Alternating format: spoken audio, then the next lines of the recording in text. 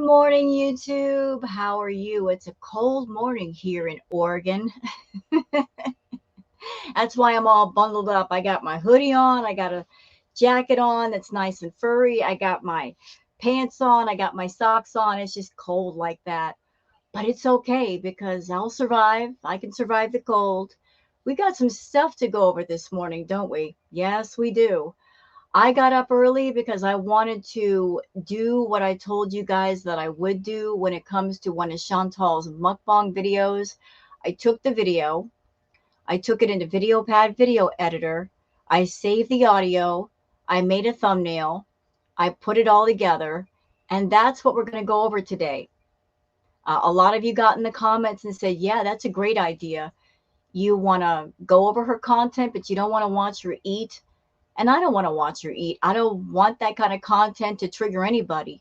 Besides, I know there are some of you that when you watch Chantal's videos, that you'll often do it in the way of doing other things. You just listen to the audio. So that works anyway.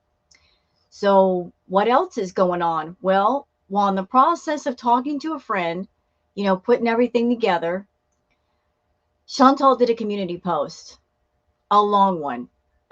She literally wrote a doggone book. And she was going over the BBJ situation yet again, talking about it again at length. There's absolutely no reason for her to bring that up. None of the reaction channels are talking about it. We want to move on from that subject. It's a done deal. BBJ is where she needs to be. She's being well taken care of. She's getting the medical care. She's getting the food. She's getting the love. And she's leading a good life. But Chantal just won't let it go because she took the L. She got exposed for taking the L. And I guess that's something her ego and her pride just can't get over. Also, I think the reason why she's bringing up the whole BBJ thing to act as a point of deflection. She knows she's been messing up real bad lately. Coming on camera, talking about B moments, showing herself doing B moments on camera. And I'm pretty sure YouTube has been dinging her videos, which they will do if you talk about problems with food. Like YouTube has bots, they have little detectors that if you talk about BED, especially extensively, they will yellow $ your video or red $. And for those who are not YouTubers, what does that mean? If you get the yellow $ on a monetized video, that means you get limited monetization. If you red $, that means you're not being monetized at all. Like the video I did yesterday, even though I'm not showing myself eating the food, Chantal was talking about it, got the yellow $. But I'm okay with that, because I don't use YouTube as my entire income. But they did that to me because she was talking about it.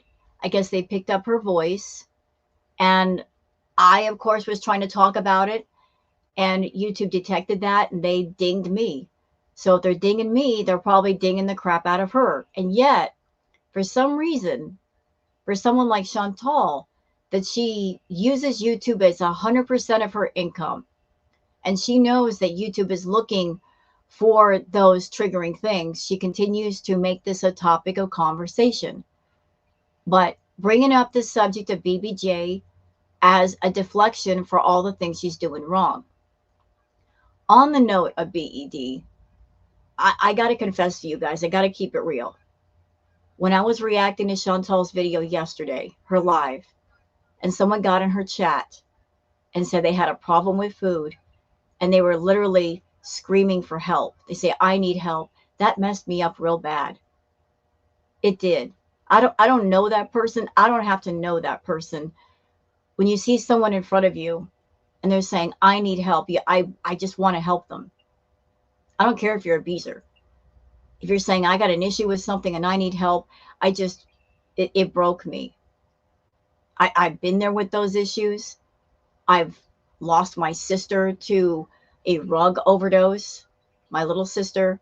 So you can't help but feel a sense of just empathy, like That's why I was in my react saying, whoever you are, please get help. Don't suffer in silence. The silence does not help. It's better if people know and they can help you. There are resources everywhere that can help you. Don't be afraid or ashamed or embarrassed to reach out, because that's what the help is for. No one's going to judge you. No one's going to come down on you. Whatever the issue is, whoever you are watching this video, if it's affecting your life, if it's hurting you in some way, it's taken over, it's taken control of you, don't be afraid. Don't be ashamed or embarrassed to reach out for help. No one's going to come down on you for trying. And if you have a life, your life should be healthy and happy and full of joy. And if it isn't, if there's something preventing it, it's something that needs to be addressed and fixed. So I watched the video, I was reacting to it, and I just was all kinds of upset and shaken up. And seeing things like that, it reinforces what I've always thought and what I've been saying to you guys. The content that Chantal does, it's bad for her, and it's really bad for other people. Even if the person that you're watching is not directly in front of you, there's still a potential they have negative impact on you, because watching them, you're absorbing what they do and what they say, and it might trigger you.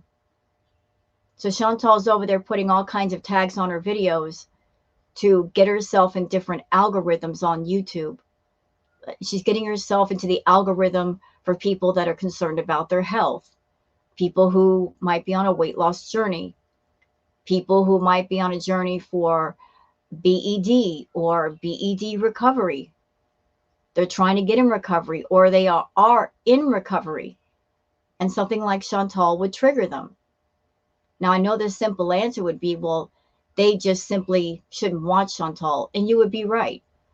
But if there's somebody that's in recovery for something, or trying to get in recovery, or they're looking for help, or look for channels on YouTube that they think the person is on that journey, they may innocently just wander onto that channel, click on a video, and end up seeing somebody having a B moment, and that might trigger the crap out of them.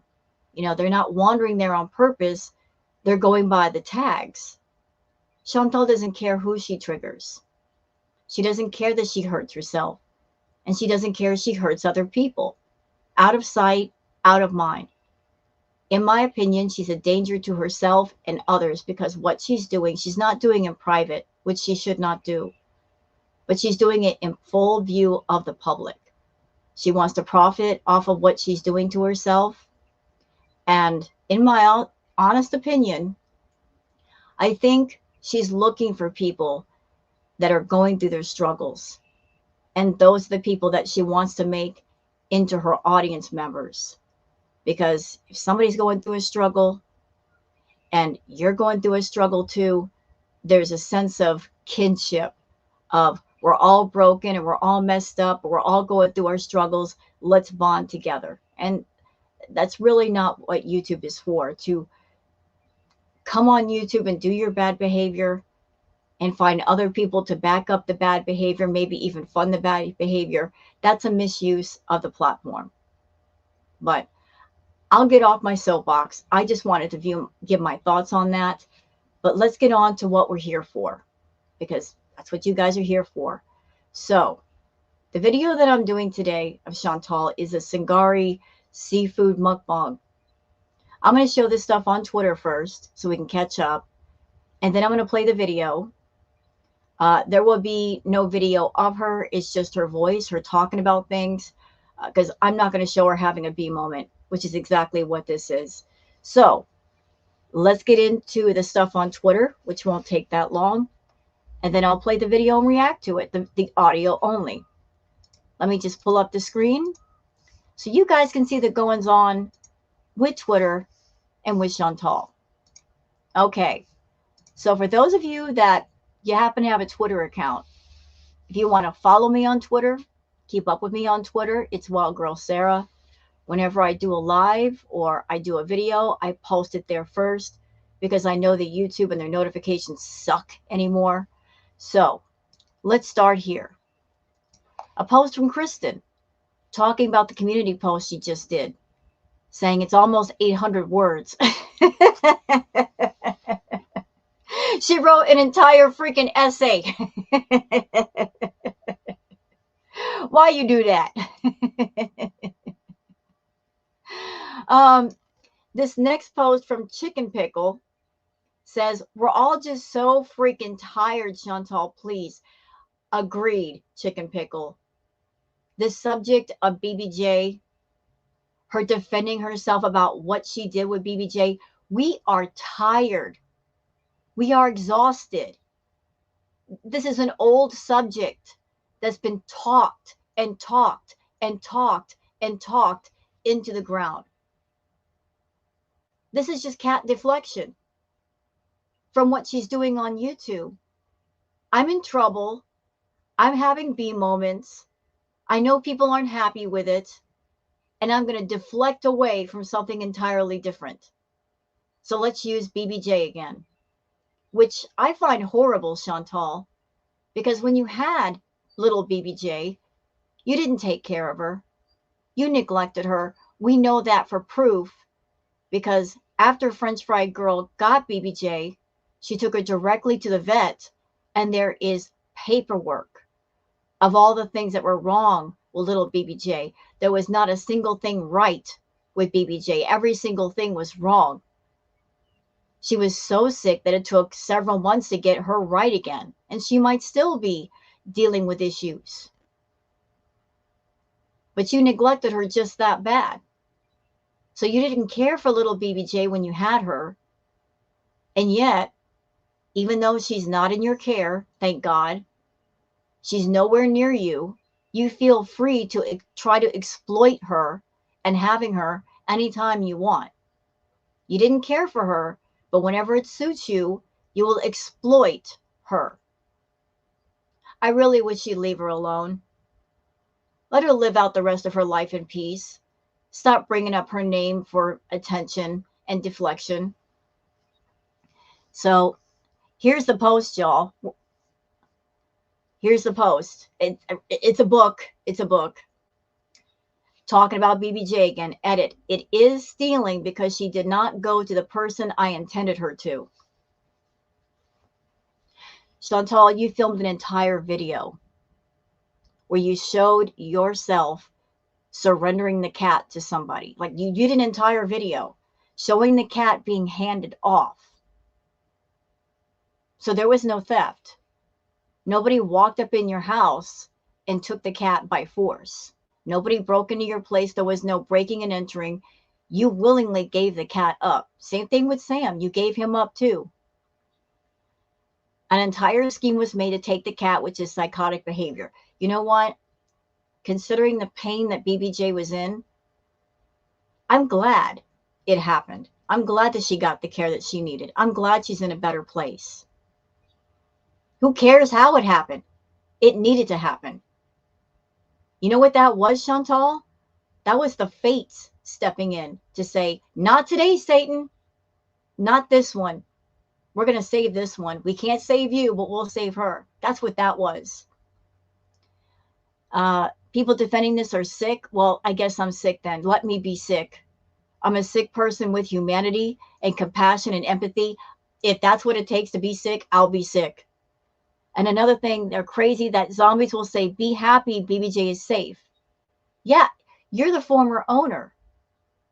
I would think even as a former owner, if you are a pet owner and you love your pet truly, if you cannot care for them anymore, you're happy knowing that they are safe and well taken care of. Like, that will give you comfort if you really love them, that they're in a good place. So you're not worrying. Prove it, do a video, not a photo of her living a happy life, and I'll shut up. There's been plenty of photos being taken of BBJ. She looks good. You know, you're not the owner anymore, Chantal. You're not that. You can't insist on anything. You can't demand anything. Anything. You have no right to demand anything from anyone that way. Once you surrender that pet, that's it. You don't have the right to boss anybody around. And even if a video were made of BBJ, I seriously doubt you would shut up. I seriously doubt you would shut up. You would just simply find another reason to rage. I think you're looking for a reason to rage. I mean, look at this post. Look, y'all look. Look at this. Look, we're not done. We're not done. Look. Okay? There's so much text. Look, 4 captions. 1, 2, 3, 4. This is madness. Miss, I am so happy in Kuwait. Girl, you're over there late at night alone writing an 800-word essay. Tell me that you're unhappy without telling me you're unhappy. Who does this? Who sits up late at night? Because Kuwait is 8 hours ahead of, say, the United States, the Western world. You're up late at night, alone, with your thoughts, with your feelings. And rather than sort through those feelings and fix yourself, you're going to sit up on YouTube, on your community post, and rage about something you've raged about at least 1,000 times. Tell me on how unhappy you are without saying, I'm unhappy. Happy people don't do this. They don't do this. They don't. You are trying to defend something that there is no defense. There absolutely is no defense. The situation is over. It's game over, Chantal. It absolutely is game over. You're in Kuwait. You have 2 new pets, one of which we know you're not taking very good care of. You don't brush her fur. You probably don't get her nails trimmed. Or if the nails do get trimmed, it's not by you because you don't even get out of the house. Probably don't feed her properly. Talking about you want her to get pregnant, even though you have trouble breathing and trouble walking. You can't provide the pet care. You can even care for yourself. It's game over. Leave it alone. Let it go. Stop using animals as a deflection point for the stupid choices that you're making for your health. All of these deflection points, it's not going to fix you in any way. It's not going to make you look better. You're trying to rewrite history, but you can't, because everything you've done and everything you've said is on YouTube. And any beezer who wants to know the truth, if you don't like me, that's perfectly fine. I'm okay with that. I'm not everybody's cup of tea, nor do I want to be. I'm not out to please every single person in the world. The people who like me, and the people who don't, don't. But for those beezers, if you really want to know the truth, if you want to form your own opinion, you can. There's tons of archive channels and clip channels. People such as Piggy, people such as Meandering Thoughts, and Marley Hendricks. There's tons of them. Tons. If you don't like the reactors because you support Chantal, you don't have to go to a reaction channel, although we got tons of stuff as well. You can go to an archive channel and watch this stuff without a reaction. Form your own opinion. Come to your own conclusion, but do the doggone homework. Because you'll never get the truth out of Chantal. She will give you her version of the truth, and her version will always be her painting herself as the victim. Everybody's done wrong to Chantal. She's been wronged in some way, and everything is everybody else's fault. She's always going to paint that picture. But if you want the real picture, look around. Please do your research. It's out there. It's there. A lot of stuff on Chantal's channel is missing whenever she does a rage stream or she's speaking the most truth. When she has the mask off, she dirty deletes those videos and those live streams. You'll never find it on her channel. She'll never give you the truth. You want the truth, you got to go somewhere else. But look at this community post. I'm not even going to freaking read it because we'll be here all day. Look. Look, the drama of it all. I can't. Look, Chantal knows that animal neglect is a hot button for a lot of people. The mention of it, it gets people upset. And she knows how to pivot out of corners. If she gets people angry about one thing, they'll forget about this thing over here. Hey, Chantal, ain't nobody gonna forget about Salah and what happened. Ain't nobody gonna stop saying the word Scatman for him. We're gonna keep bringing it up. We're gonna keep mentioning it. We're gonna keep showing stuff on our channels in intros and whatnot. And you can't push it in the background. It's there, and we're gonna talk about it. And he's never gonna be able to be on YouTube ever again. Sorry. So nice try, Chantal. Nice try. Nice try. Kristen says, Foodie Beauty is deeply fulfilled and blissfully happy, completely unbothered, right? Yeah, there's the post by itself. I was actually going to react to the post on her channel. But look at the size of it. I wouldn't be able to take a screenshot and get the whole doggone thing. She did all of that. She did all of that. And you know what makes it even funnier? Y'all want to laugh this morning? Back in the day, Chantal used to make money with her rages. She would save her rages for her videos and monetize her rage. Now she rages for free and she hates doing anything for free.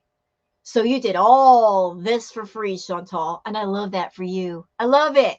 Love it all day. I love it. Girl, all this rage you could have put into a video, made a little bit of money. You know that your rages make the most money with your videos, and yet you're doing it for free. A choice, I guess. A choice. Keep making the choice, though. It's your channel. Okay, this is from Herxy Worksy saying, I now fully believe that Salah obtained some sort of narcotic pain medication for Foodie Beauty for her sciatica. And that's why she was so energized the 3 days in a row she left the house. She jogged. Now she's either run out or they're catching up to her. Look, that's speculation. I don't know. I know that in her live, she did not look herself. Her eyes looked swollen. She looked a bit altered, like she was under the influence of something. I wasn't in the room to see her take anything, but that could be like, we know Salah's sister is a pharmacy technician of sorts, and she might have been giving Chantal something. I don't know the situation with that, but it would not surprise me. Let's put it that way. Okay. Stop. Okay. Book Lady and Chantal's untied apron strings. So I'm not playing the video. No, we're not going to watch her eat. But here is a screenshot from the video itself. So she's sitting there. She's got an entire huge thing of fish, and that tin container in her hand that held the rice. Basically, it's a loaf pan that was filled with rice. Now, in the video I'm going to react to, Chantal, the doctor told her that the amount of carbs that she needed per day was a palm full of rice. A palm. That's it. Just like this much, half a cup. So Miss Idiot over here, she put a bunch of rice in a loaf pan, and then she held up the loaf pan and said, oh, I guess this fits in the palm of my hand, so that works. 4 or 5 cups. Chantal, that's the reason why you gained about 13 pounds in less than a week. That way of thinking. Always trying to find a workaround. Idiot. Okay, we're gonna pivot away to something nice. Just something nice, a little palette cleanser. Water Lilies by Monet. Oh, I love that. Beautiful. And something else from Academia Aesthetics. Paper is sculptures of dainty teacups made from old book pages by Cecilia Levy. Oh, how creative. Oh, that's so lovely. That's so lovely. Okay, listen, I want to play this. This is a brief. You don't change. Shut up. Shut up, Chantal. This is from Perfectly Imperfect. Chantal forgets that Girl World, we got receipts all day long. All day long of anything she says. So I'm going to play this from Perfectly Imperfect. Y'all listen. You don't change for any man. You don't change for anyone. You change for yourself. You should never change to be with a man. Yeah, I will have to change. I will have to. But the changes I'll have to make, are they so bad? You know? Are they so bad? You know? What's up, Contradiction Queen? What's up? What is up? You should never change for a man. Also, Chantal, I'm going to change. I have to change. But are the changes just that bad? But you said you weren't going to change. Liar, liar who lies. Liar, liar who lies. Okay.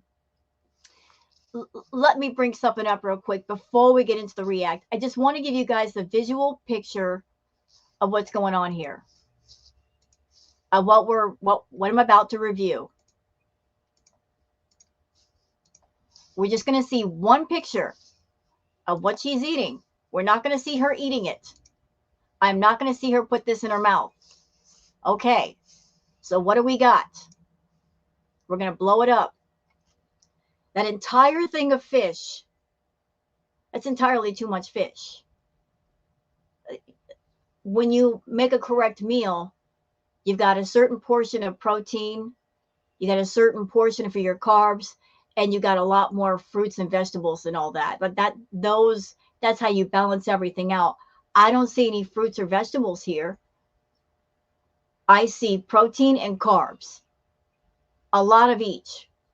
So the entire thing of fish, that would literally cover a dinner plate by itself. By the way, where is her plate? Why is that not on a plate? And hold up a minute. So I'm seeing something. Y'all give me a second. So get this whole thing of fish right here, right? Dinner plate size portion of fish. We've got a loaf pan full of rice.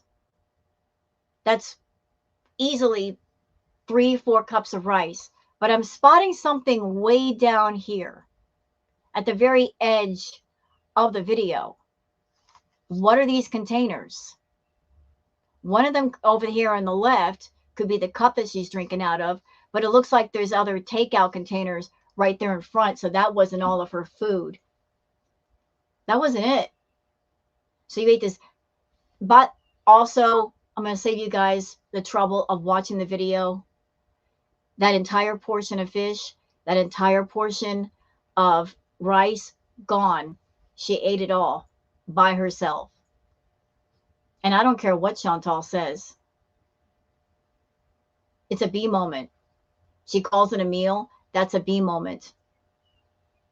And the reason why she says it's not a B moment is for 2 reasons. One, because she doesn't want to get in trouble with YouTube and have them demonetize her video. 2, because for her, that is her normal. Way overeating is her normal. To the point where that portion is a normal, and she says, oh, you guys haven't seen my real B moments. That's still a B moment, Chantal. That's still entirely too much. You don't go out and you don't do anything. Therefore, you don't need that much in the way of carbs or protein. Your body can do with a lot less and still be perfectly fine. But that is a B moment. I don't care what she says. And you got to figure in there's probably a backup meal, and she eats every 2 hours. So even if she ate that, 2 hours later, she's going to eat again. 2 hours later, she's going to eat again. That's not counting the snacks, just continuous eating. If she's gaining 13 pounds in less than a week, something's going on there. But I want to give you guys the picture of what we're going to be reviewing here so you can kind of keep that in your mind, because we're not going to watch her eating this crap. No, ma'am, no, sir.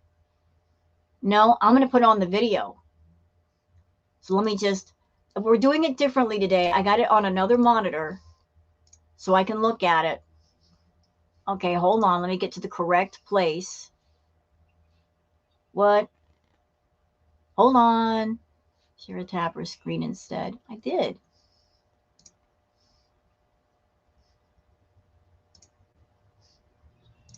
Here you go. I'm just making sure I got this right. Here we go. I just want to make sure we capture the audio as well because we're going for the audio. Okay. All right. So this, I had to. I told y'all I was going to do this. I told y'all I was going to make a thumbnail and just play the audio. Okay. What do you want from me? I can be snarky if I want to. This is my channel. I'm allowed. It's appropriate. What? Okay. So again, we're just playing the audio here. That's it. We're not watching her eat. I'm interested in the audio only. So let's get to, shall we? Hello, foodie beauties. Hey there, Beezers. Want a personalized video from me to you that you gifts. So before people pick apart how much rice I eat, not that I care, this is a totally small portion, okay? Small for you, but not small. So, all right. To drink, mug with ice, and I'm having some Unimate.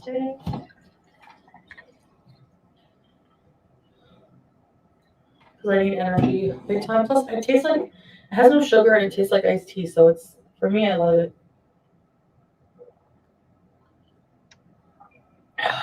It's refreshing. All right. Right now I'm having Singari. So I have some bread and cheese over here. Tahini. Rice, brown rice. Some eggplant. Some grape leaves. So on top of that huge portion of the protein and the rice, she's got like 4 or 5 other things sitting there. So you're not just eating a couple of things, 2 huge things. You had a whole spread. Didn't you tell the audience, Chantal, that if it's a huge spread of food in front of you, that's a B moment? So what would you call what you're showing on YouTube? I would call that a B moment. You got like 4 or 5 things. Some of them are off camera, probably on purpose. You're having a B moment. And fish. This is tilapia and fish. And it's Singari style, so it's flayed and grilled. I'm gonna put some, or like butterflied, I guess you would say, lemon. Hi, baby girl. Bismillah. Let's try these grape leaves. I love them.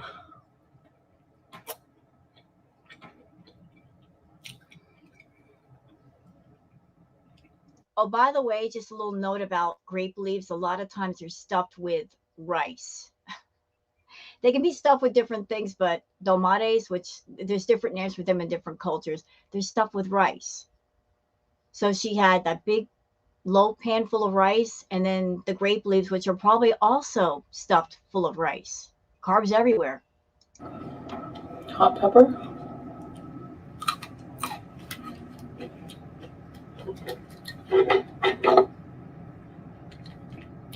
So, today is weigh-in Monday, and I weighed myself.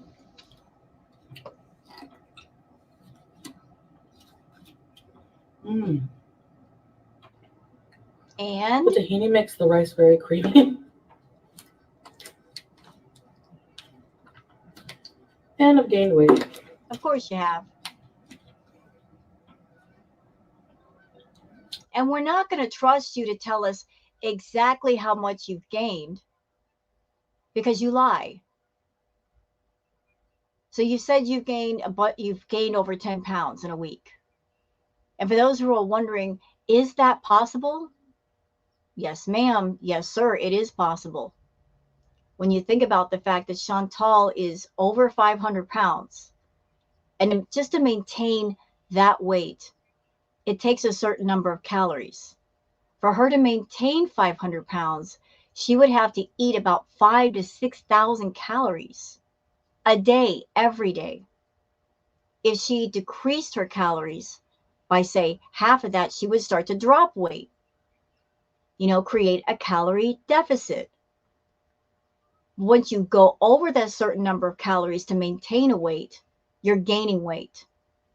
So if the normal amount of calories it takes to maintain 500 pounds or say 550 pounds, that means she's eating an excess, I feel, of 8,000 calories. Like she's eating an excessive amount of food. And it doesn't help that she eats and then she goes to sleep. That's a really easy way to gain weight. Also, a couple more things.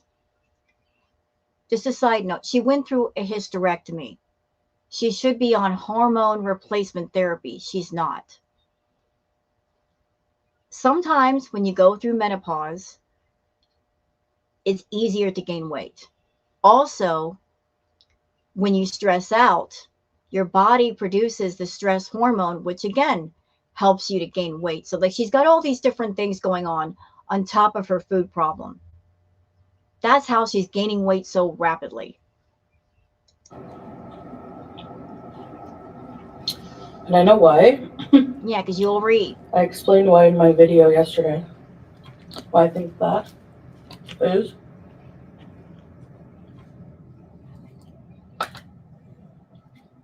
The B word.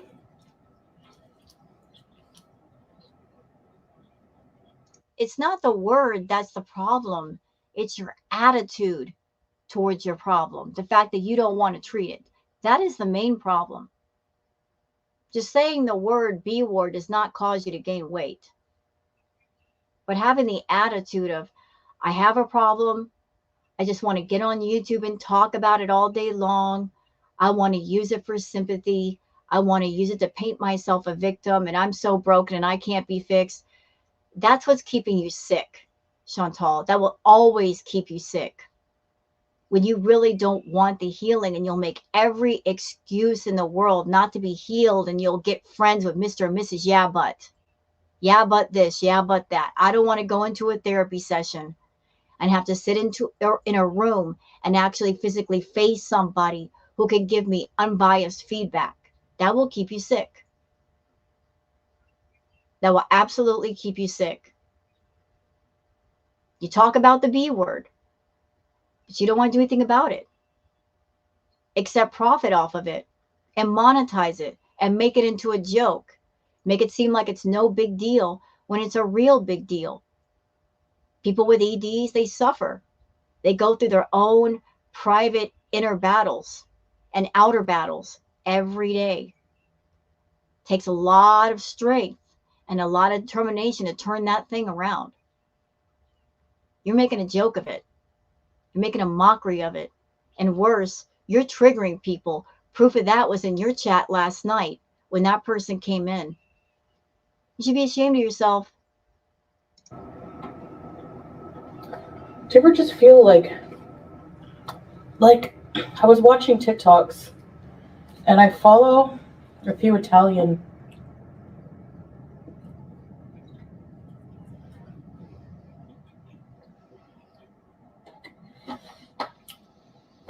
grandmas.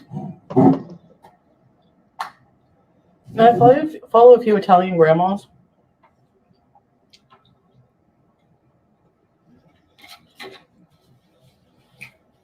They're like super old.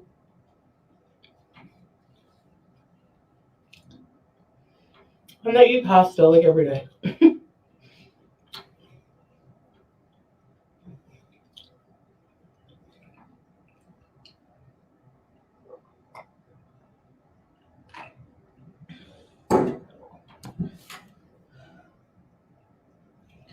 And they're not even in the best shape. Like, they're not super thin or anything like that, but they're super old and alive. But they make everything from scratch. So I think the quality of the food matters. Well, you also got to take into account, Chantal, that those people who might be eating pasta or rice, they might have much healthier lifestyles than you. They might be much more active than you. They're not just sitting on a couch waiting for a delivery. It sounds like you're going on TikTok or perhaps even YouTube and you deliberately trigger yourself. If you have a problem with food, which you do, it's extreme. Watching food videos or even doing food videos, it's going to prompt you to eat. So you go on TikTok and you're looking for people that do the food videos because, in a word, that is your obsession. Food is your obsession, it's your addiction, and it's literally your identity. It's bad when what you're obsessed with becomes part of your identity. Like you identify with food so much, it's part of your personality. That's where you are. You can't separate yourself away from food. If YouTube came to you tomorrow and said, hey, you can have your channel, but you are not allowed from this point forward to eat food on camera, to talk about food on camera, no more mukbangs, anything else but food, you literally would not know what to do. You wouldn't know what else to talk about on your channel, what else to do on your channel. There's a myriad of things you could do, but you're so heavily focused on it that you can't go a single day, a single minute without food being involved somewhere. Food is your identity. It is. Like I said, it's so bad that where most people that go to meetings and say, hi, I'm so and so, and whatever is my problem, it will be food standing up at a meeting and saying, hi, I'm food and Chantal is my problem. You can't function without it. You talk about food is your comfort, and yet you don't mention what you need comfort from. You're living the life that you want, that you paid for, that you designed. There's no suffering in it except for the suffering that you created. All of your pain is self inflicted. What in the world do you need that much comfort for? You're not out working, there's no stresses. Again, except for the ones that you bring upon yourself. Why do you need that much comfort? What's so uncomfortable about your life? There really isn't anything. And if there are discomforts and stress, the way to fix it is to get out of the environment that you're in and go somewhere else, like back to Canada. And maybe, just maybe, Chantal, maybe you need a little bit of discomfort and pain in your life, because I think those things could teach you something. I think you need to be taught. And obviously, overindulging in comfort is not teaching you anything.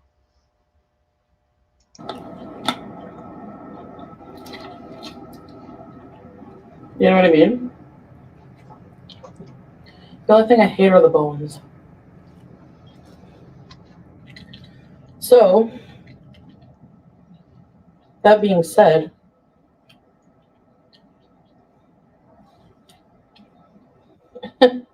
um, yeah, I was like, you know what?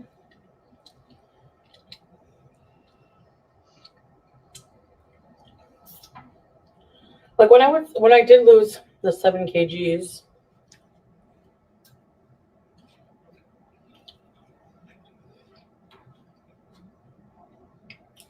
I pretty much just ate like a bit of everything.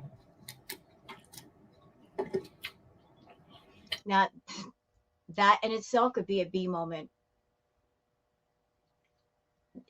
A B moment could be a huge spread of food out in front of you and you eat every single bit of it.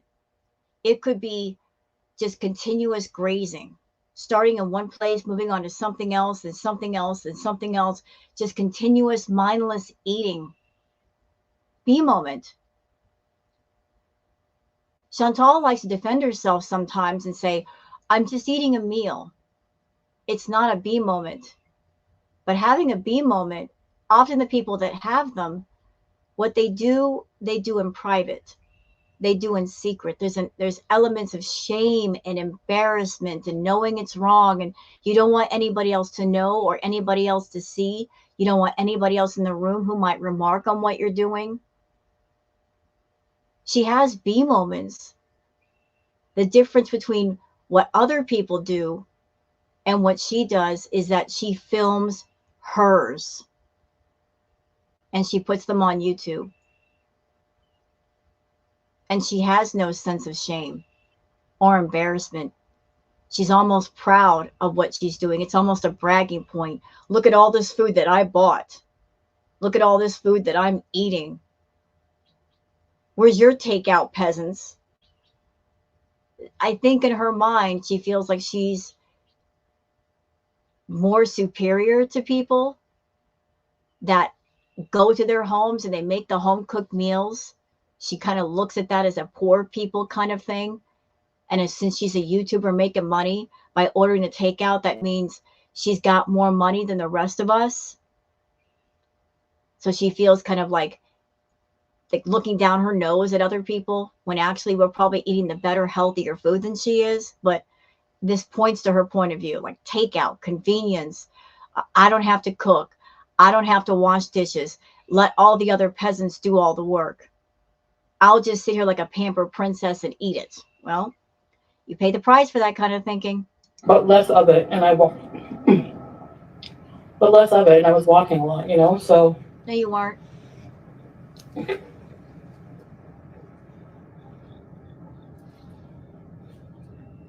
had bread every day, pasta, rice, but I added veggies, proteins, like a bit of everything. I was not binge eating.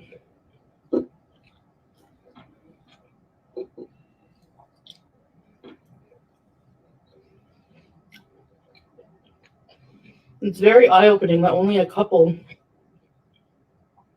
well, like a few, B words can bring that weight right back up.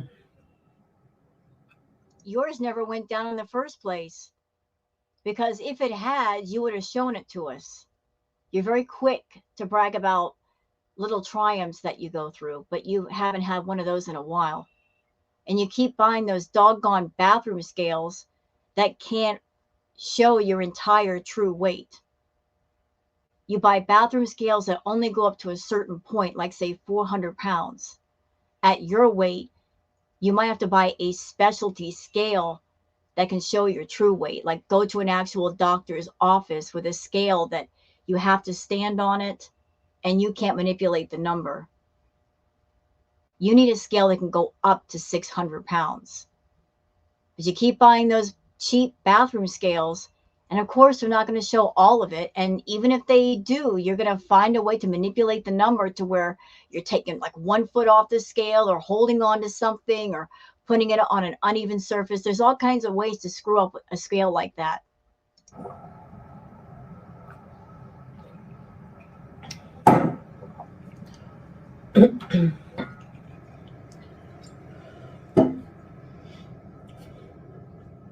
So,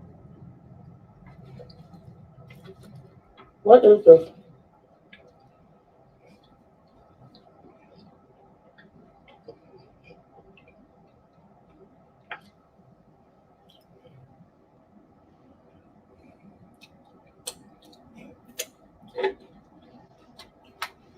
My apologies, guys. I did the best I could with the visual. We're still going to have the eating noises. I don't know what to do to cut those out. But I'm much more relieved and happy I don't have to watch her eat. Do y'all feel that way? I mean, at least we cut it down as much as we could, as much as I could. Anyway, I'm gonna try. I'm gonna get back on track.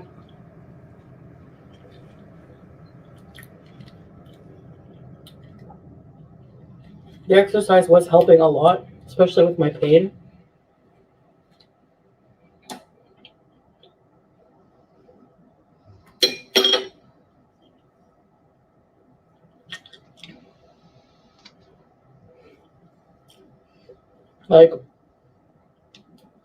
Like, I haven't been out walking, doing my walks, and as a result, um,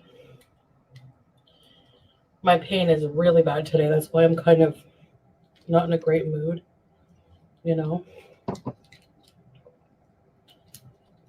So I gotta get back out there.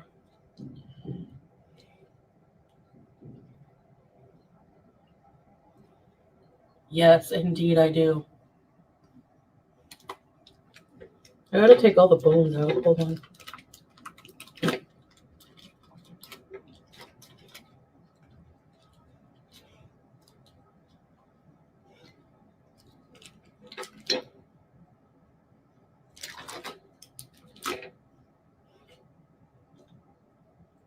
I'm going to see something kind of rude.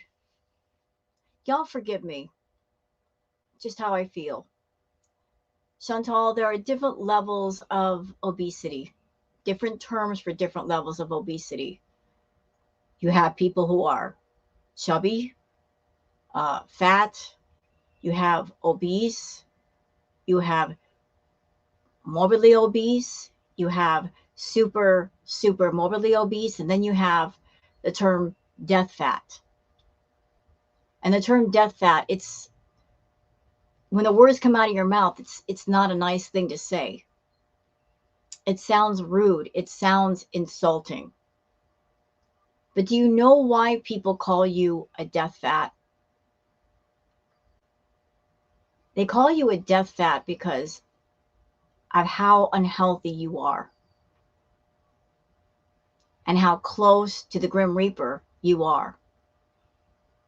You think they're just insulting you, but it's not so much of an insult, it's where you are with your health. Like anything can happen to you at any time. Anything. Like you're worried about one problem when there's actually several problems going on inside of you all at the same time. Any one of them could be life-threatening. The fact that you have non-alcoholic fatty liver disease, which could lead to cirrhosis of the liver, scarring of the liver, which is quite serious. The fact that your liver is 3 times the size of what it should be. It's greatly enlarged. You have an enlarged heart. You've had blood clots in your lungs. You have severe raging diabetes and extreme blood sugar that if it spikes too hard, you can go into a diabetic coma. You have limited mobility. You might have so much fat packed around your organs because you do have all that visceral fat, that could be life-threatening. And if you have visceral fat and fat packed around your lungs, that might be the cause of why you can't breathe. They literally have no space to breathe. That's why you're so out of breath. All these problems. And then you want to sit down and eat 6,000, 7,000, 8,000 calories a day, which is complete madness. Complete madness. You're an eating machine, but the machine is breaking down because it cannot handle the workload. The human body was not built for extreme weight. We are bone, we are tissue, we are muscle, we are blood. We're delicate. We're strong, but we're delicate.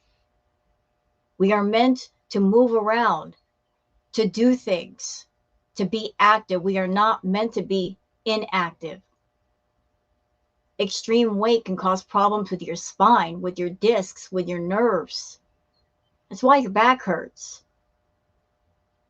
But sitting down to eat 6,000, 7,000, 8,000 calories, and then you go out for a 2-minute walk and you're not even working up a sweat, you're not breathing heavy, you're not sweating through your pores. You walk, sit, walk, sit, walk, sit. You're not even getting your heart rate up. Speaking of which, honestly, I think it'd be dangerous for you to do any kind of heavy duty activity because who knows what could happen. Really, your focus should be on getting your weight down so you can move easier, you can breathe easier, but that's just me. Only a doctor would know what's going on inside of you. But thinking that a few pills and 2 minutes of walking is going to cancel out 10,000 calories in one sitting, nope, you're still going to continue to gain weight. And especially if you got an active, raging, out of control, life consuming BED. You got to fix that monster because the monster is telling you what to do, it's controlling you. Stop profiting off of it. Stop thinking it's a joke. It's not. It's not a joke. Stop triggering people with your doggone content.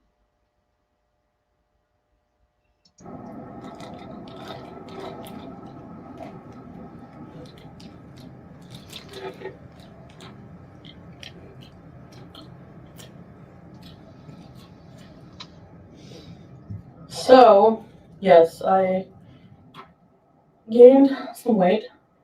A lot. And just as a reminder, little scientific fact. It takes 3,500 calories to make just 1 pound of fat. If Chantal, being that she's 500 pounds, to maintain that 500 pounds, I don't know exactly where she is, but let's just say she's 500 pounds. I actually think she's 550. And I base that on the fact that when she was with BB back in 2017, her last true weigh-in was 377 pounds. So she was really, really close to 400. And anybody who looks at her then and looks at her now can tell she's easily gained over 100 pounds. Over, way over. So if she's 500 pounds and it takes 5,000, 6,000 calories just to maintain that weight, to keep from losing weight, if she's consuming 6,000, 7,000 calories a day, no activity, no burning it off, if you do the math on that, she's gaining about a pound and a half, perhaps even 2 pounds a day. If you do further math, just in 1 month, she can easily gain between 30 to 60 pounds, maybe more. Who knows how much she's eating? If you add in the constant meals, the sodas, which are liquid calories, the junk food, more calories. One candy bar is like 300 plus calories by itself. And if she's eating several, that'll blow your calorie count right out of the water. The bread, empty calories. She's gaining weight every single freaking day. Every day. She's not losing anything, she's gaining. That's why she won't step on a scale, because that number is going to keep going up and up and up into the point where she's going to be in the hospital or bedbound. And once she's bedbound and she has no more mobility, she's going to need people to take care of her. And Salah's not going to do it. He's not medically trained. Chantal, I'm going to say something really, really harsh to you. I know you watch my videos. You come over here and you leave those nasty comments, but here's something to really think about. Really think about. Something you should think about.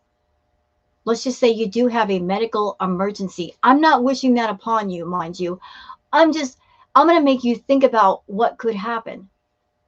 Let's just say you have a medical emergency at home. First of all, you're at home alone. If you have, say, just a mild heart attack or a stroke, you're at home alone. There's nobody there watching you. Who's going to pick up the phone and call 911 and get medical assistance for you to get an ambulance out so you can get to the hospital in time? You're there by yourself. Will you have the strength and the focus to pick up the phone and talk? I doubt it. But let's just say you're lucky and Salah happens to be there. If that happens, he's going to have to make the call, right? So he makes the call. You being of a much, much bigger size, you're going to need at least 4 or 5 paramedics to put you on a stretcher, because there's no way that one person can lift a 500+ pound person and put them on that stretcher. It's going to take extra time to get you on that stretcher. And I talked to somebody recently who was a paramedic, like doing CPR on you is going to be really difficult at your weight. So they get you onto a stretcher. They put you in the back of the ambulance. All that time ticking away to get you to the hospital. Then it's going to take further time to put you on another stretcher and get you into the ER. Like, and your organs being what they are, being them in, everything is stacked against you. Everything. Your failing health stacked against you. Your diabetes stacked against you. Your enlarged heart, your fatty liver, your raging blood sugar stacked against you. All of it. Yet you push yourself towards a medical emergency when you shouldn't. Doctors can only do so much. They try and they try and they try. Yeah, but if you have bad health, what can they do? You got to consider the thought that being immobile is not going to be the life that you think it is. You can't count on the medical world to save you if you got all these things going on. They're going to do the best they can if something does happen, but they got to have something to work with, you know? They got nothing to work with you. Nothing. Nothing at all. If you become bedbound, Salah's not going to be there to take care of you. He doesn't like you. He doesn't love you. Being a caretaker is a hard job. He's not going to bathe you. He's not going to change your bedpan. He's not going to help you to the bathroom or bathe you or check for bed sores or other infections. That's another thing. You're a diabetic. Any kind of infection, any wound in the skin, slow to heal. While it's healing, chance for infection. It could go sepsis. Not good. You may envision a life of laying on a couch and people just waiting on you hand and foot. That's a fantasy. The reality is much different. So you might want to slow all the way down with this nonsense. You hear me?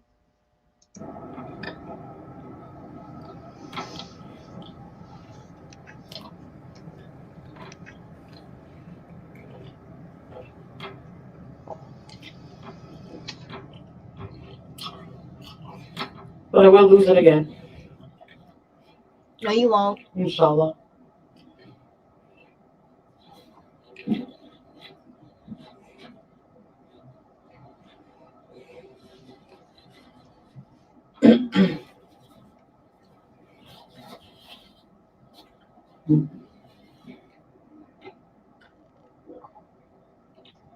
Something is making me sneezy.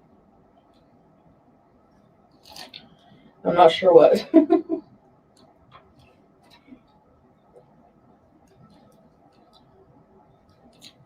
So, another thing I want to talk about.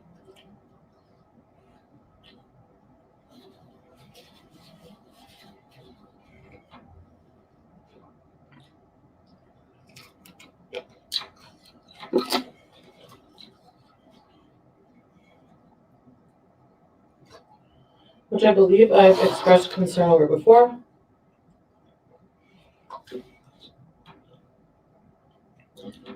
But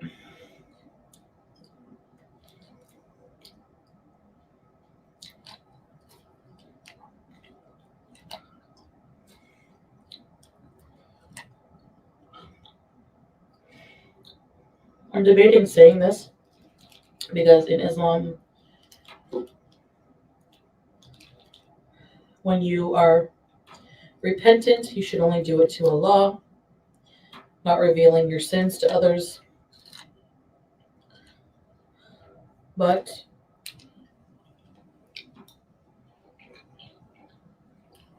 there was a comment from another Muslim sister, and it made me think.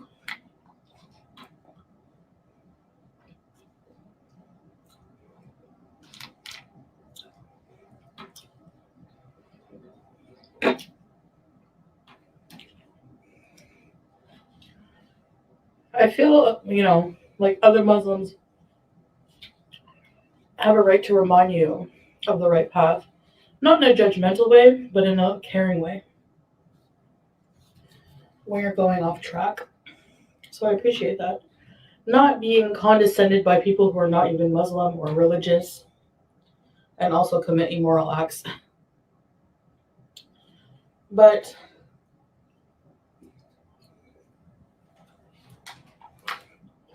You know, that's a pattern in Chantal's life, a continuous pattern that she has.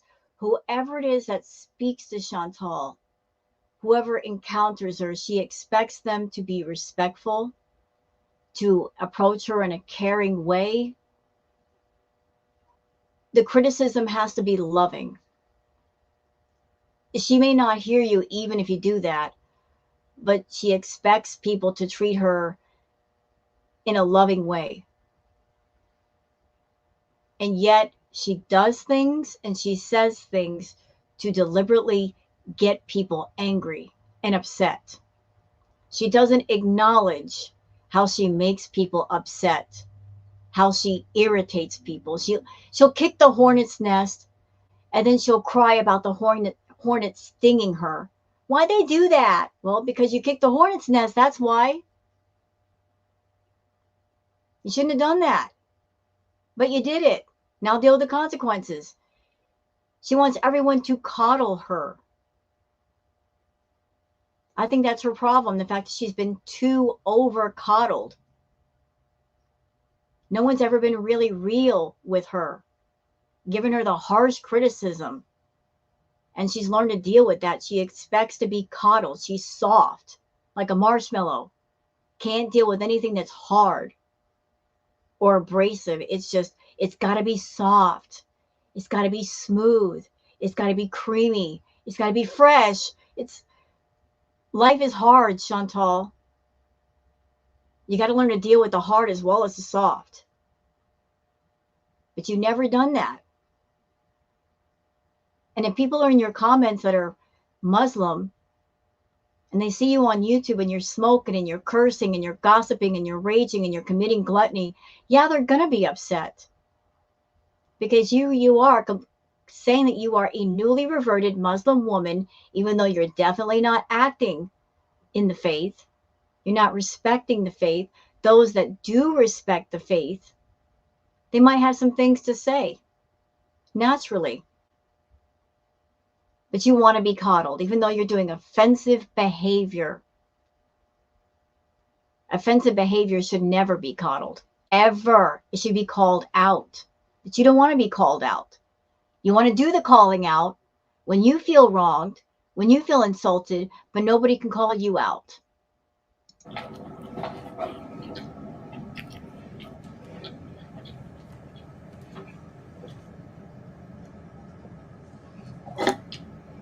this fellow sister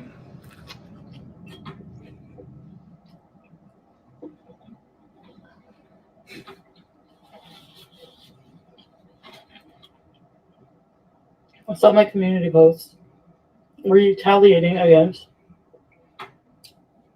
haters.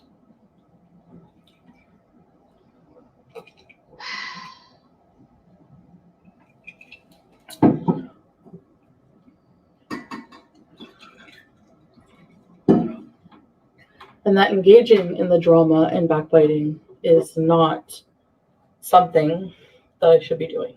No. And that's 100% true. Mm-hmm. And don't say to me that, well, you have these haters or reaction channels reminding you, saying it's haram, haram. It I don't is. mean in that way. I mean like from another former sister, gently reminding. So, in a non-mocking manner, um, which I appreciate. So you're right. So I took those posts down.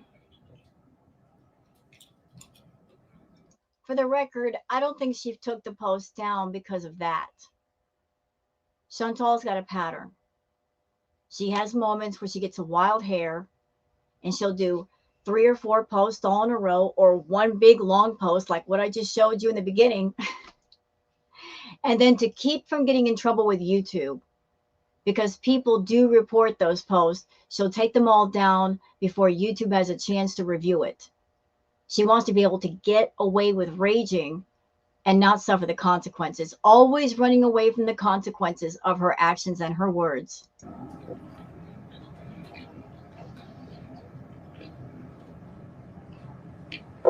I'm gonna try to take down most of my posts from my past that are not who I want to be anymore, or showing my hair.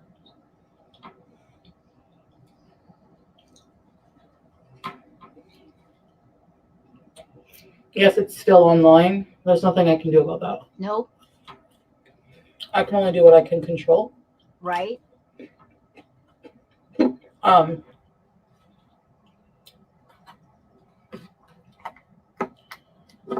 so And you got to know she hates that. Chantal's a control freak. You got to know she hates the reaction channels and the archive channels and Twitter and anywhere else that she doesn't have full control. She made it her business to put all that stuff out there for the purpose of getting attention and making money. And now it's out there forever. And it's out of her control because she cannot go to every single platform and every single channel and delete stuff that she did in her past. It's still out there. That drives her absolutely batty. Whenever a reaction channel does a retro react, you know that makes her mad because it's bringing back stuff from her past that she doesn't want her new batch of beezers to know. Letting people know, hey, here's stuff that you didn't know about Chantal. This was the Chantal that we came to know. This is her without the new persona. This is her out of the disguise. This is the wolf out of the sheep's clothing. This is her. This is how she was before Salah. This was her personality then. She doesn't want the reminders. She doesn't want her past to come back and haunt her, although it's weird. It's very strange. She doesn't like the past, and yet she lives in the past mentally, emotionally. She brings up the past when it suits her, and yet when we bring up her past, suddenly it's a bad thing.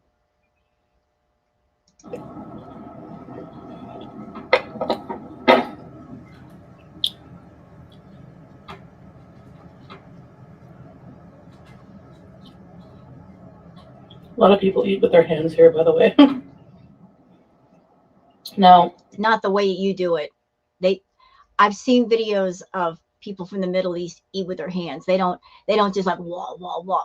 No, a little bit in the fingers and then you put it to the mouth. It's not messy, it's not sloppy, it's not gross. She'll literally scoop stuff into her mouth. It's horrible. I don't feel like uh,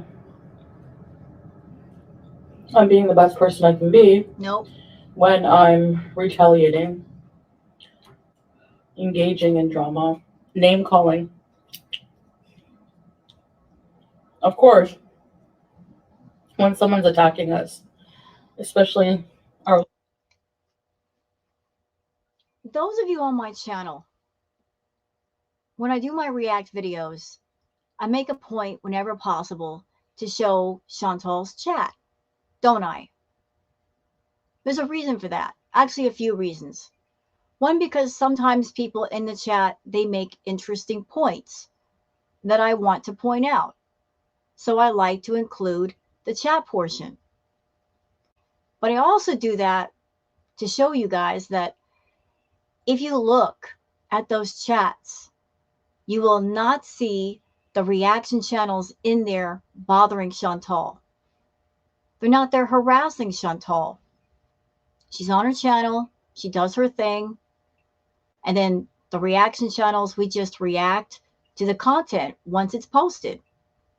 Or if she's doing a live, we react to the live as it's going on. She likes to call that stream sniping, although that's an incorrect term because that refers to gaming content and she's not a gaming channel. When somebody is streaming her content at the same time she is, that's called restreaming. But reaction channels don't get in her chat and harass her and bother her and make insulting comments while she's doing her thing. She makes a point, though, to go on channels under stock accounts and make nasty comments that are, there's really no reason for it. Like her coming onto my channel and leaving comments under Charles Reed saying, this is trash and why do people watch this? And why do you watch it, Chantal? What do you care if I'm doing a tarot card reading? What do you care if Dank Fupa is doing an animated video, which, by the way, madam, those videos are well done. It takes a lot of work to make an animation video, to get the voices right. A lot of work. You got to admire the amount of work that the reactors and other channels do with their content just to make you interesting, because you don't make it easy. You don't make it a walk in the park. Bravo and hats off to all the reactors, the clip channels, the archive channels. Hats off to all of you. Keeping up with her is a job unto itself. But we don't harass her. We leave her alone, let her do her thing. Then we do our reacts, but we're not attacking her. She just gets mad because, honestly, the reaction channels, even the audience members, the community, we all function as a hall of mirrors around her. Every direction she looks, there's a mirror reflecting herself back at her, and she does not like what she sees and what she hears. She's a liar who likes to tell lies, and she doesn't like people finding the truth and pointing out the truth, pointing out all the little details that she missed. She wants to continue her fantasy online, and we keep messing it up by pointing out all the wrongs. And there are so many. They're so easy to find. She doesn't want the reality. Reality is just a hateful thing to her. Ooh. But we're all a bunch of mirrors. She doesn't like her reflection. And yet she won't change her reflection at all. She wants to keep it going. Although at this point, it makes no sense. Looks, the first, instinct out of anger is to make fun of them back.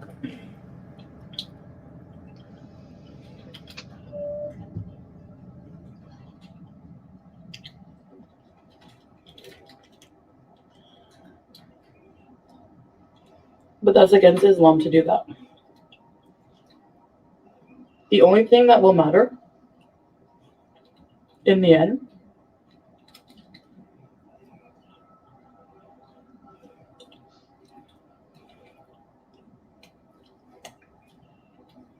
is how we've treated other people in the face of adversity,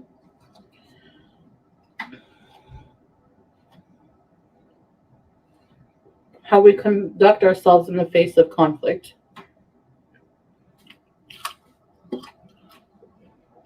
Well, that speaks volumes about you because you avoid conflict. You're a coward. And the biggest war that you have going on right now, or you should have going on, is the war within yourself. That should be number one priority. Don't worry about the reaction channels and what we say. We're doing it on our channels. And if you don't like what we say, don't pay attention. Be on your channel, do your content, say what you got to say, do what you got to do. Stay in your own backyard. Stop wandering all over the neighborhood, going into other people's backyards where you should not be. Stop trespassing. You'll be okay. But the biggest war you should be concerned with right now is what's going on with you. Get your issues under control. Just focusing on your issues, straightening even half of them out will probably take the rest of your life. Putting your nose in other people's business means you're devoting less time to straightening out your own business. You ain't got time for all this. You really don't. You don't have time to mind other people's business. Mind yourself.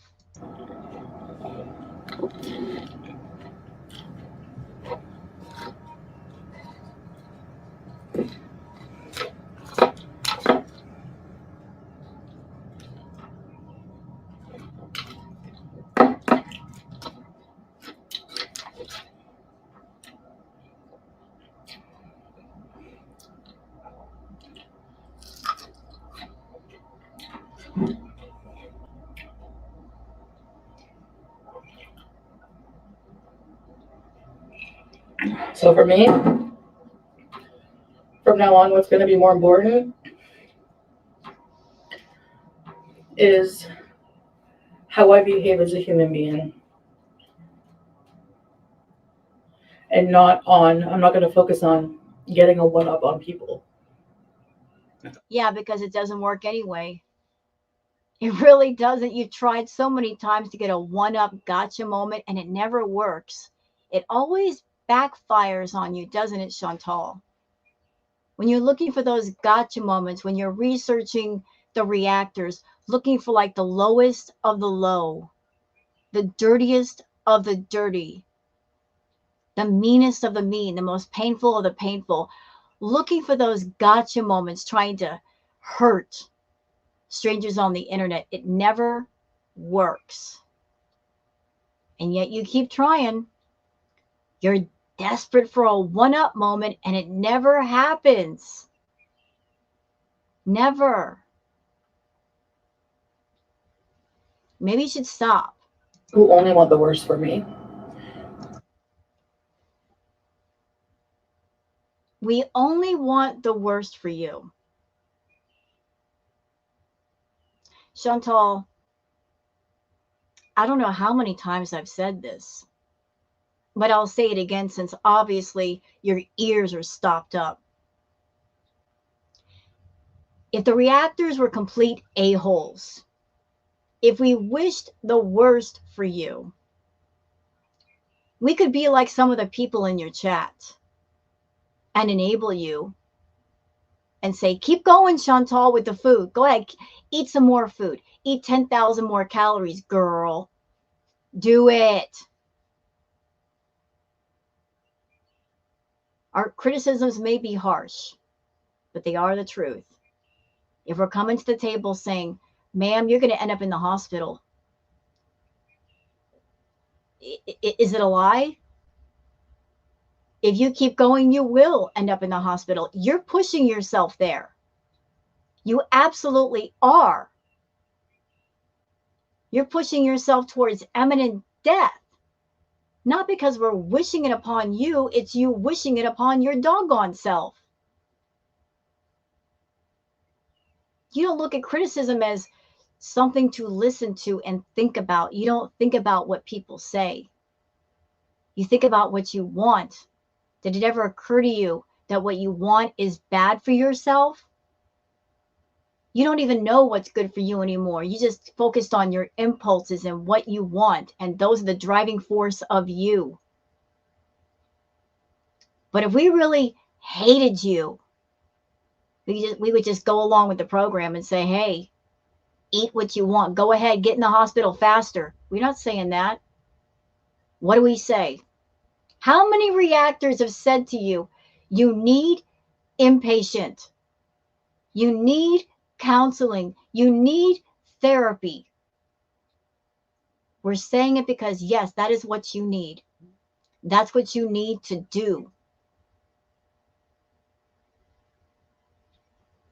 If we didn't care, if there wasn't a bit of humanity and empathy to us, would we say those things?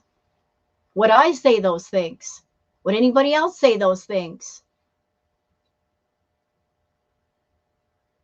When somebody says that to you, it's not out of hate, it's out of concern. It's because there's people watching you and they're seeing the path that you're on, and it's scary. It's dark. It's disturbing. Your content is disturbing. It's not good for you. It's not good for anybody else either. Nobody should watch your crap, especially those with BED or any ED or any kind of addiction problem.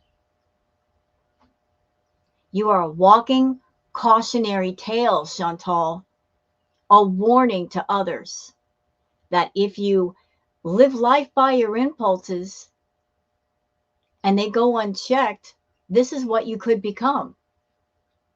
That if you have an ED that's unchecked, this is what might happen. You're a walking cautionary tale. If you live life without discipline and restrictions, this is how you could end up. You're a walking warning label rather than a success story, rather than being inspiration to people. And I know you don't care to be an inspiration, that's obvious. But this is what you're showing YouTube.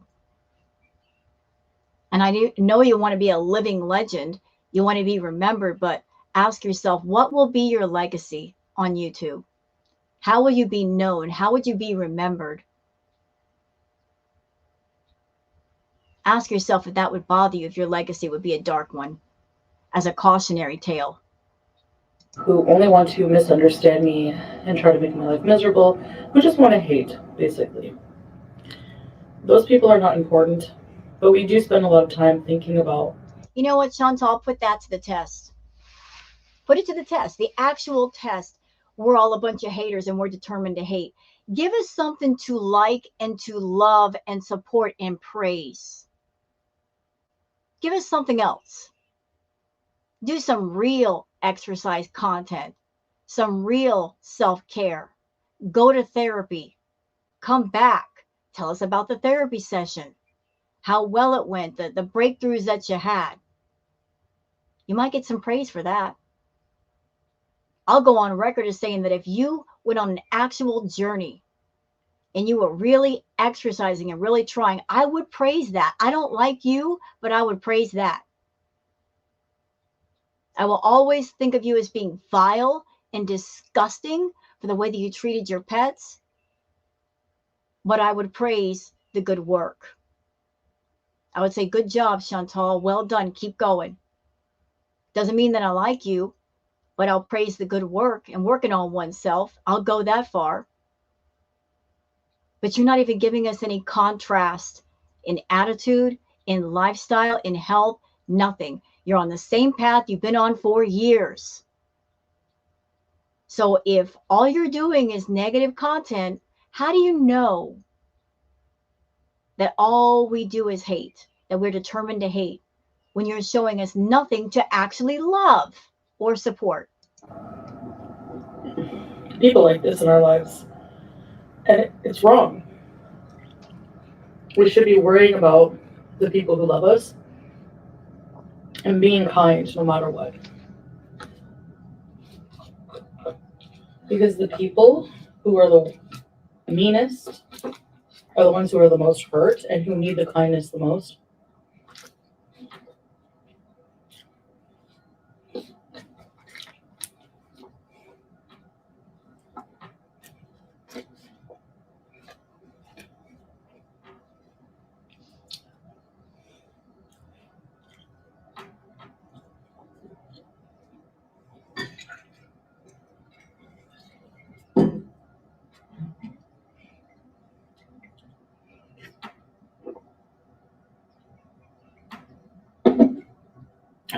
Unamate. If you want to get your own, check the description. Ma'am, I know you get like a little commission off of Unamate or Unicity or whatever the crap that stuff is. But if you're over there eating an entire casserole dish size pot pie with a huge serving spoon and that meal that was in front of you for this react, obviously it's not working. You need to stop promoting it. It's not working for you. When I'm off track, I don't take the slim because you know. But this I drink every day. I love it. No, you don't. Again, no sugar. It's a yerba mate drink, but it's like lemon flavor. It's so good. So you're not actually taking the stuff that Unamate or Unicity offers that would stop you from eating so much. You're just drinking this stuff that energizes you and tastes good. Got it. Let's leave out the part that I actually need for the stuff that tastes good. So I want, I don't know about most people, but for me, when I'm mean to someone or I say things that could hurt somebody, even if they've hurt me, it replays in my mind at night. Like I have trouble sleeping, and that's why I end up deleting all my posts. Oh, bless your little heart. Oh, you're so mean to people, and it just weighs on your conscience and it keeps you up at night. What a load of deli baloney this is. Chantal acting like she has a conscience. Oh, it just haunts me. I can't go to sleep. The reason why you can't sleep, Chantal, is because every night before you go to bed, you have a bee moment. You stuff yourself full of food. Anybody who's ever gone to bed with a full belly of food, it's hard to sleep, ain't it? It's uncomfortable. That's her reality every day. Having a full belly of food will disrupt your sleep. It might cause bad dreams and nightmares, but here she is trying to say, oh, it's my conscience. I say these horrible things to people and I just feel so bad. And yet, the instances of her raging happen again and again and again and again and again. Proof of that was that post she just did 42 minutes ago, that 800-page essay. So, Miss, I've got a conscience. You actually sat down late at night and made this long post you didn't have to, going back over the BBJ stuff when really you should leave it alone. Anybody out there who's not a part of the reaction channel community, are you getting it now? Is it filtering through? There's a reason why so many people don't like Chantal. There's a reason why we detest her. It has nothing to do with her weight. Her weight is her issue to deal with or not. The reaction community, we don't seek out the biggest YouTubers who eat food and pick on them. There's other people on YouTube that are Chantal's size, maybe bigger. We don't talk about them in a negative way. Here's an example. Candy, hungry fat chick. Does anybody notice? Has anybody noticed at all that the reaction community, we don't talk about her. We leave her alone. You want to know why? Because Candy gets on her channel. Yes, she does the mukbang content that, in my opinion, she should not be doing, but it's her choice. So, hey, but she doesn't come on problematic, trauma dumping, being toxic, being abusive to her subscribers. She just comes on and she eats. It's an honest approach. Like, I'm just doing my thing. We talk about Chantal because of who she is inside. Her personality, her abrasiveness, her rudeness, all of those things. That's why. So that whatever picture she might be painting with people of it's about my size, they're fat shaming me, they're fat bullying me. Believe it or not, her weight is the least of her problems. She's got more serious issues that need to be dealt with. When we talk about her personality and who she is overall as a person before her body is even mentioned, her body size is just a side subfolder topic of conversation. And it's only because those of us have been watching Chantal for years, it's scary to see much physically how much she has changed. The Chantal of 2017 was not breaking couches, was not breaking chairs, was not breaking shower drains. She wasn't having trouble finding clothes to wear. It's scary to see the physical transformation. It really is. It's like nobody knows where she's headed. Because I do them in the heat of the moment when I'm feeling defensive.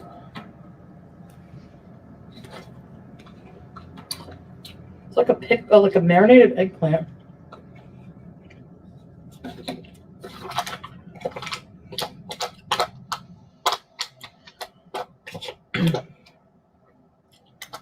um,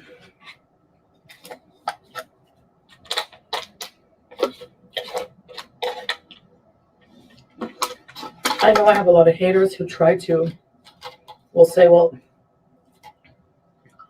you deserve everything you get. But I have a lot of... Well, I agree with that, but I'll take it one step further. You designed everything that you have and it's coming to you. You brought it upon yourself with your choices. None of us are in charge of your fate, your destiny, your karma, your life, Chantal. Everything you're dealing with right now was because of choices that you chose to make. You can't blame a single person on YouTube or off for your life. You had full control the entire time. The problem was you were out of control and you stayed out of control. So here we are and here you are. I know you like to point your little finger at the reaction channels, but we're not to blame. We are not to blame. As much as you'd like to blame us, we are not to blame. You could have turned this whole thing around years ago. Whatever misery, whatever pain you're going through, you're not a victim. You brought it on upon yourself. We're just here to react and give our thoughts, feelings, and opinions, and we do so because you chose to come on a public platform. You got in the public eye for the purpose of making money off the public, getting attention from the public. Well, you got the public's attention, but not just of your beezers, everybody else on YouTube. You wanted that attention. You designed your content to cater to the reaction channels, to get your name and your face further out there, because the more people watching you, the better. You put yourself out there like that. You turned yourself into a three-ring circus, into the clown hour. But you can't handle the opinions and the feelings of the public. You want them to shut up if they got anything bad to say, and yet your content is bad. You can't have it both ways. You can't say, I want the entire pie, but yet I don't want the entire pie. I want this piece taken out. No, you're going to get the whole doggone thing. Lovers. No, I'm not a bad person. Yes, you are. Yes, you are. You are a bad person. What you've done to yourself is bad, your choice, but what you did to those pets, that makes you a bad person.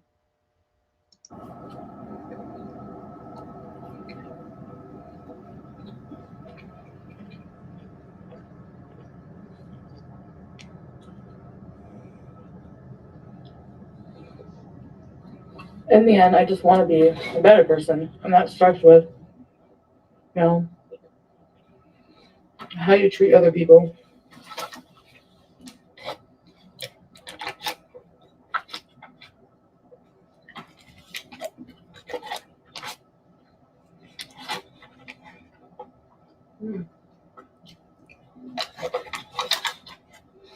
This is really good.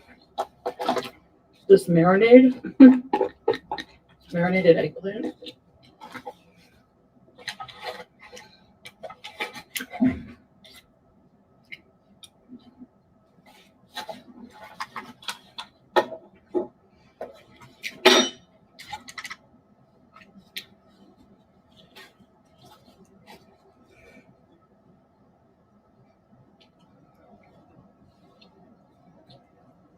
If I can't be nice to somebody, I'm going to ignore them and just not engage.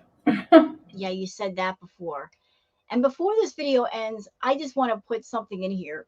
Just in case Chantal watches this video, which is a great chance she might because she watches everything. I'm going to put things in a new perspective for you, Chantal. Just hear me out. Your addiction and your obsession with food, your fascination with it, it's not our fascination. It is not our addiction. Imagine, Chantal, being around someone who's completely fascinated by something that you're absolutely bored with. I'm just going to pick something out of a hat, just something benign. You got someone who's completely fascinated with cotton balls. Okay, I know that may sound silly, but just hear me out. Let's just say you found a person that they are completely fascinated, obsessed with, addicted to cotton balls. They have an entire YouTube channel talking about cotton balls, the texture, the shape, the size, the color. And they have a chat with people who love cotton balls. They talk about cotton balls all day long. They're obsessed with finding cotton balls everywhere they go, surround themselves in their house with cotton balls. 24/7 talk about cotton balls, cotton balls, cotton balls. And you're not into cotton balls. You're looking at them sideways like, why are you so obsessed? Like, what is wrong with you? Like, why are you so wrapped around a stupid cotton ball? That's how we feel about you and food. Your obsession is not our obsession. Your addiction is not our addiction. We are not so fascinated that the talk of food is just going to make us go, oh, wow. We're bored with it. And the people in your audience that are not into the food fetish, they're bored with it too. It's mundane. It's every day. It's all the time. Blah, blah, blah, blah, blah. Food, food, food, food, food. That's why your views suck. So just imagine being around someone that they have a fascination with something that you have no interest in. Always talking about it, always mentioning it, always going to go get it, surround themselves with it. Cotton balls, cotton balls. And imagine that with you and food. Maybe you might understand while we're like, we're done, like our ears are bleeding. That's what it feels like with you.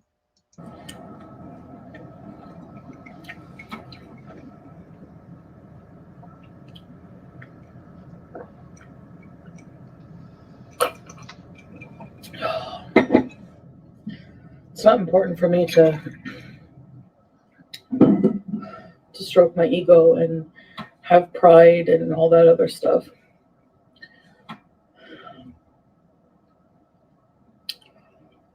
So that's my lecture for today. Yeah. Back to walking tomorrow. I like this place because they don't give you a huge portion of rice. It's just like a small tin. You shouldn't even have that tin. That was for two people. Like the palm of your hand. Oh, please. She's trolling with that one. Y'all saw the tin. She actually held it up in her hand, that whole tin, and said, oh, it fits in the palm of my hand. You knew that's not what the doctor meant. But of course, you being the glutton, you're going to find workarounds to fit a truth and a narrative that you want to put out there. Which is the diabetic doctor said to have maybe a cup and a half of rice. That's about it. No. He said half a cup. And honestly, if you are sedentary, you need less than that. You don't need that much. The less activity you have, the more less you do, the less you need. You don't need all them doggone calories. The fish looks huge because it's butterflied. It's just It is huge. It is huge. And even if you have a butterflied fish, you can take half of that and put the other half away or give it to somebody. You don't need to eat all that one time. one tilapia, and there's not that much meat. Like it's mostly bones. But that's good enough. I didn't even eat one whole bread. Okay, you know what? We got what? Like, is how much? I can't really see it. Like, it's, let me look. 2 minutes left. Do we really need the 2 extra minutes? No, I think we're good here. So I hope you guys enjoyed this different kind of a react. I actually found it more relaxing and less stressful for me to not have to watch her eat. This is something that I might be doing in the future. I will look at her mukbangs, and if there's commentary in there that I want to capture, but I don't want to see her like go to town and have a B moment, this is what we'll do. I actually like this better than watching her just go ham with the food. So I hope you guys have enjoyed this react video. If you have, please like and subscribe and leave a comment. Let me know what you think. And I'll see you guys on the next one. Until then, take care of yourselves and each other. Bye now.